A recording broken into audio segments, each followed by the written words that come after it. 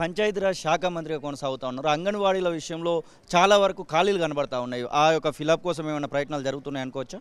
తప్పకుండా ఇప్పుడు రాబోయే కాలంలో ఒక 17,000 ఉద్యోగాలను మేము ప్రకటించబోతున్నాము, ఇవ్వబోతున్నాము. ఖాళీలు ఉన్నాయి. అదేవిధంగా కొత్త అంగన్వాడీ సెంటర్స్ కూడా అవసరం ఉంది.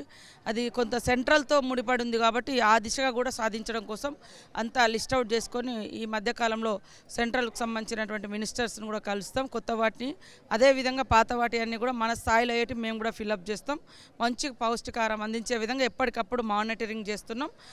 తొందరలోనే జిల్లాల వారీగా పర్యటనలు చేసి ఎట్లా నడుస్తున్నాయి ఈ అంగన్వాడీ సెంటర్స్, వాటి యొక్క అంటే బలహీనతలు ఎట్లున్నాయి అనేది కూడా మేము ఐడెంటిఫై చేసి మంచిగా నిర్వహించుకోవడం కోసం, అదేవిధంగా ఖాళీలను భర్తీ చేయడం కోసం ప్రతి గూడెంలో కానీ, తండాలలో కానీ, దళిత వాడలు కానీ, ఎక్కడైనా కానీ అంగన్వాడీస్ అంటే ఇంకా అంతటా ఉంటాయి కాబట్టి అవన్నీ కూడా ఫిలప్ చేయడం కోసం. మరిన్ని వీడియోస్ కోసం ఛానల్ ని సబ్స్క్రైబ్ చేయండి, లేటెస్ట్ అప్డేట్స్ కోసం వాట్సాప్ ఛానల్ ని ఫాలో చేయండి అండ్ లింక్ డిస్క్రిప్షన్ లో ఉంది.